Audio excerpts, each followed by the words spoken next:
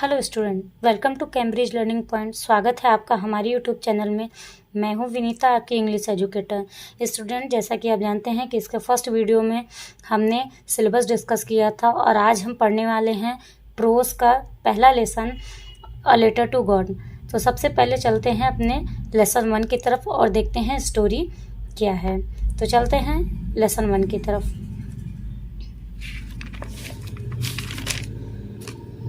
Student, हमने syllabus discuss कर लिया था। मैंने इधर भी आपको बताया था कि हमें किस तरीके से इसको पढ़ना है। फर्स्ट फ्लाइट, इस तरीके से आपका प्रोज और पोएट्री को सब सेक्शन में डिवाइड किया गया है। आज हम पढ़ेंगे फर्स्ट फ्लाइट का अ लेटर टू गॉड, जिसके राइटर आपके हैं GL फ्यूवेंट्स। ये आपके राइटर हो जाते हैं।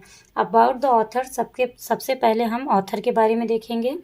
The author of the story a letter to God is GL Fuentes. मतलब कि स्टोरी के लेखक कौन हैं? GL फ्यूवेंट्स हैं। He was one of the greatest writer of that time.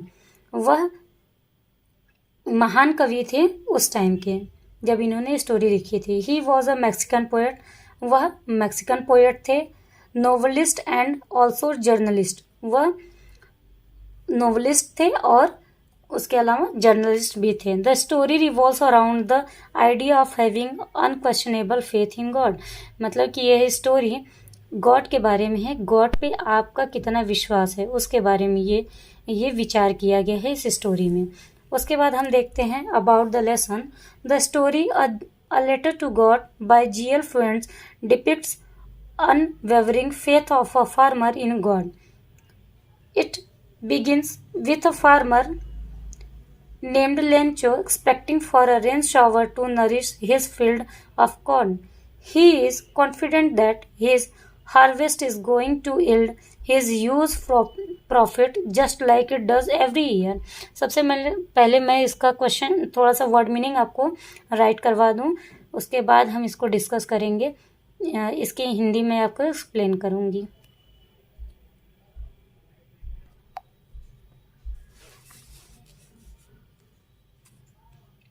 So student, lesson 1, a letter to God. The writer is GL फ्यूवेंट्स। सबसे पहले अगर वर्ड मीनिंग की बात कर लेती हूँ तो फेथ मीन्स होता है विश्वास, एक्सपेक्टेंट मीन्स आशा करना, कॉर्न मीन्स मकई जो कि एक प्रकार की फसल है, रेन शॉवर मीन्स मूसलाधार वर्षा, कॉन्फिडेंट मीन्स आत्मविश्वास, प्रॉफिट मीन्स लाभ। अब हम देखते हैं स्टोरी।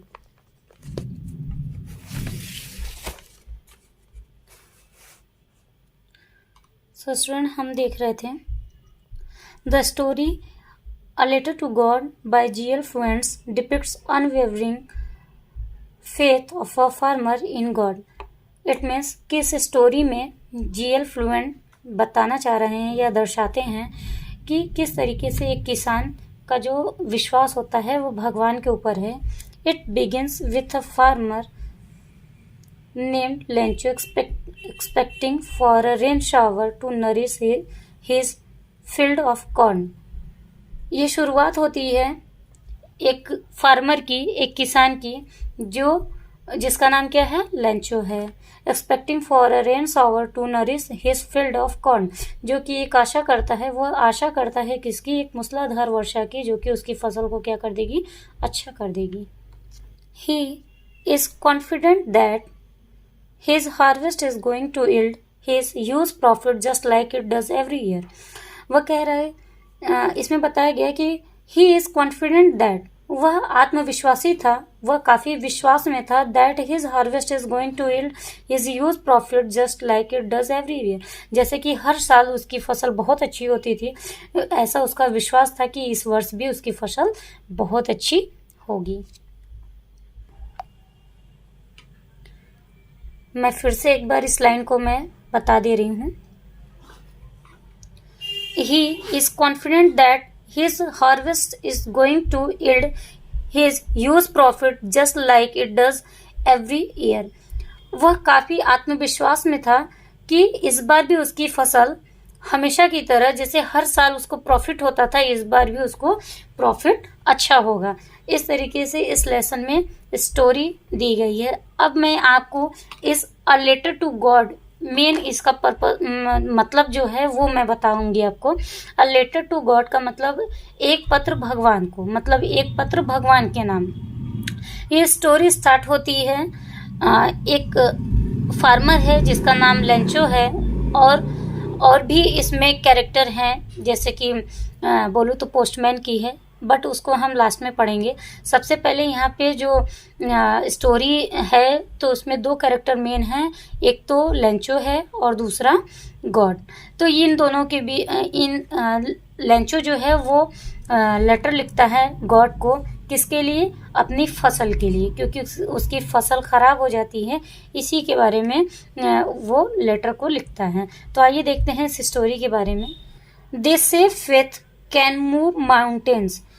इसका मतलब है कि लोग कहते हैं कि विश्वास पर्वतों को भी हिला सकता है। But what should we put our faith in. लेकिन हमें ये सोचना होगा, ये जानना होगा कि हम किस चीज़ पे विश्वास कर रहे हैं या हमें किस चीज़ पे विश्वास करना चाहिए। This is the question this story delicately poses. ये इसी के बारे में इस स्टोरी में बताई गई है कि हमें किस पर विश्वास करना चाहिए और किस तरीके से करना चाहिए। यही बातों को इस स्टोरी में बताया गया। जैसे कि मैंने आपको पहले ही बताया कि अ लेटर टू गॉड मतलब कि लेंचो गॉड को लेटर राइट करता है, लेटर लिखता है गॉड को, बट उसको एक अंदर से कॉन्फिडेंस है, एक विश्वास है कि भगवान उसकी सुनेंगे और उसकी प्रॉब्लम को सॉल्व करेंगे। इस तरीके से लेंचो ने उनके बारे में ये पत्र लिखा है, उनको पत्र लिखा है। तो आइए डिस्कस कर लेते हैं कि हमें इसमें क्या क्या पढ़ने को मिलेगा। अब थोड़ा सा कैरेक्टर देखते हैं। Lencho is a farmer who writes a letter to God when his crops are ruined। Lencho एक किसान है, हु राइट्स अ लेटर जिसने पत्र लिखा टू गॉड भगवान को, when his crops are ruined अपने फसल के बारे में, मतलब उसकी फसल ruined मीन्स होता है नष्ट।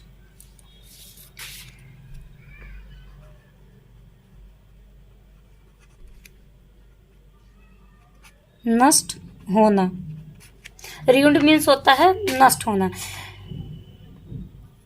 लेंचो ने पत्र लिखा भगवान को, किस लिए? अपनी फसल बर्बाद होने के संबंध में। आस्किंग फॉर 100 पीसोज मतलब उनसे प्रार्थना कर रहा है, अनुरोध कर रहा है अपने 100 पीसोज के लिए। Does Lencho letter reach God क्या पत्र पहुंचता है भगवान के पास? Does God send him the money भगवान उसे पत्र क्या भगवान उसे पैसे भेजते हैं? थिंक सोचो। What your answer to this question would be and guess how the story continues before you begin to read it। मतलब कि सोचो, इस कहानी को अगर पढ़ने से पहले हम सोचें तो थोड़ा सा इसके बारे में हम अंदाजा लगा सकते हैं कि यह कहानी कैसे जारी हुई होगी या कैसे स्टार्टिंग हुई होगी इस कहानी की। इस स्टोरी को समझने के लिए हम जस्ट पैराग्राफ पे चलते हैं और वहां से समझने की कोशिश करते हैं कि ये स्टोरी किस तरीके से स्टार्ट होती है।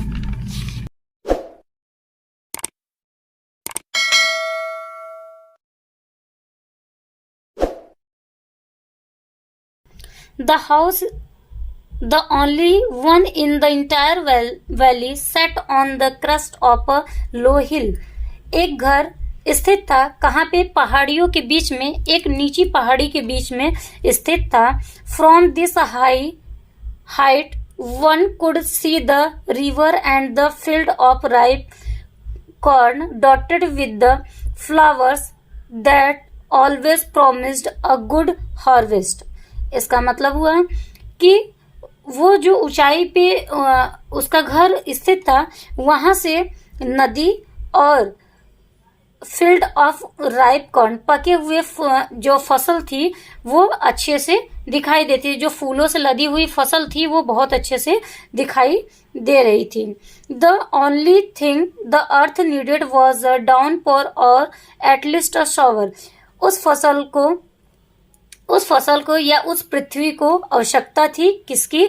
एक मूसलाधार वर्षा की, एटलीस्ट अ शावर, एक मूसलाधार वर्षा की, कम से कम एक मूसलाधार वर्षा की जरूरत थी। Through out the morning Lencho who knew his field, उस दिन लेंचो जानता था his field intimately had done nothing else but see the sky towards the northeast, उस दिन वह जानता था कि वर्षा होने वाली है, इसीलिए वह उस दिन कोई कार्य नहीं करता था, कोई काम नहीं किया, वह केवल क्या नॉर्थ ईस्ट की तरफ आसमान में देखता रहा। आते हैं अपने नेक्स्ट पैराग्राफ में। सो स्टूडेंट, आइए देखते हैं अपना सेकंड पैराग्राफ। अगर आपको पहले वाले पैराग्राफ में कोई भी प्रॉब्लम हो तो प्लीज आप मुझे कमेंट करके बताइएगा। आइए देखते हैं next paragraph. Now we were really going to get some water woman, Lencho कहता है एक औरत से, मे बी उसकी वाइफ हो सकती है। Now we are really going to get some water, आज हमें वास्तविक रूप से वर्षा पानी मिलेगा, पानी का मतलब कि जो वर्षा होगी। The women who was preparing supper, और वह औरत रात का भोजन बना रही थी। रिप्लाइड, उसने कहा, उसने उत्तर दिया, यस गॉड विलिंग, भगवान ने चाहा तो। The older boys were working in the field, बड़े जो लड़के थे वो बड़े लड़के खेत में काम कर रहे थे। While the smaller ones were playing near the house until the women called to them all, और छोटे बच्चे वह घर के पास में खेल रहे थे और वुमन ने उनको बुलाया, उन सभी को बुलाया। कम फॉर डिनर, खाने पे आ जाओ या खाना खाने के लिए आ जाओ। It was during the meal that just as Lencho had predicted, और खाने के दौरान ही लेंचो ने प्रेडिक्शन लगाया, एक अनुमान लगाया। बिग ड्रॉप्स ऑफ रेन, एक वर्षा की बड़ी बूंद, बिगेन टू फॉल, नीचे गिरी। In the north east huge mountains of clouds could be seen approaching, the air was fresh and sweet, कह रहे हैं कि वो वर्षा जो है वो आसमान से गिरी एक बूंद के रूप में। और वह, जैसे आप जानते हैं कि वर्षा जब होती है, पहली वर्षा में जब मिट्टी पे पानी गिरता है तो एक अजीब, बहुत अच्छी सी खुशबू आती है ना, उसी को बोला है कि फ्रेश एंड स्वीट, और एक बहुत ही आनंद रहित या बहुत ही अच्छा वर्षा की एक बूंद गिरती है धरती पे। The man went out for no other reason than to have the pleasure of feeling the rain on his body, and when he returned he exclaimed, these are not raindrops falling from the sky, they are new coins, the big drops are 10-cent pieces and the little ones are 5। वो कह रहे हैं कि वो जो वर्षा की बूंदें थी वो कैसी थी, उसको लग रहा है कि जो बड़े वाले ड्रॉप्स हैं वो 10 सेंट पीस हैं और छोटे वाले कैसे हैं, 5 सेंट के हैं। इस तरीके से वो एक प्रेडिक्शन लगा रहा है कि उसकी तुलना, कंपैरिजन कैसे कर रहा है, एक कॉइन से कर रहा है। और जब वर्षा होती है तो लेंचो बहुत ही खुश होता है, ये उसके लिए एक प्लेजर मोमेंट होता है। इस तरीके से हमारा सेकंड पैराग्राफ कंप्लीट होता है। चलते हैं थर्ड पैराग्राफ की तरफ। स्टूडेंट, आई होप आपको ये चीज़ें समझ में आ रही होंगी। अगर आपको मेरी वीडियो अच्छी लग रही है या आपको सारी चीज़ें पसंद आ रही हैं तो प्लीज़ मेरी वीडियो को लाइक करिएगा, शेयर करिएगा, सब्सक्राइब करिएगा और बेल आइकन को प्रेस जरूर से करिएगा, जिससे हमारी आने वाली जो भी वीडियो होगी उसका नोटिफिकेशन आपको तुरंत से मिल जाएगा। सो स्टूडेंट, देखते हैं अपना थर्ड पैराग्राफ। सो स्टूडेंट, चलते हैं थर्ड पैराग्राफ की तरफ और पढ़ते हैं, देखते हैं कि इस पैराग्राफ में क्या बोला गया है। With a satisfied expression he regarded the field of ripe corn with its flower draped in a curtain of rain. With a satisfied expression का मतलब कि यहाँ पे लेंचो से बोला कि लेंचो क्या होता है, सेटिस्फाइड हो जाता है उस वर्षा से, क्योंकि वो वर्षा उसके पके हुए फसल पे और फूलों पे क्या कर रहे थे, वो बारिश हो रही थी, वो वर्षा उनके फसल पे हो रही थी। In a curtain of rain, एक वर्षा की चादर की तरह। But suddenly a strong wind began to blow, और अचानक से तेजी से हवाएं चलने लगी। And along with the rain very large hailstorm, और बड़े बड़े ओले तेजी से गिरने लगे। बिगेन टू फॉल, नीचे की ओर। This truly did resemble new silver coins, और वह कैसे थे, वह सिल्वर कॉइन्स के जैसे थे। The boys exposing themselves to the rain run out to collect the frozen pearls, और बच्चे क्या करते हैं, इस चीज को देखते हैं और अचानक से उसको क्या करते हैं, बच्चे उसको कलेक्ट करते हैं। बच्चे क्या करते हैं, उस फ्रोजन पल्स को कलेक्ट करते हैं। It's really getting bad now, यह बहुत बुरा हुआ। कौन बोलता है, Lencho. Exclaimed the man, I hope it passes quickly, शायद यह जल्दी ही रुक जाए। It did not pass quickly, लेकिन यह ऐसा नहीं हुआ। For an hour the hell rained on the house, और क्या हुआ कि वो जो हेलस्टोन थे, ओले थे, वो काफी देर तक बरसते रहे।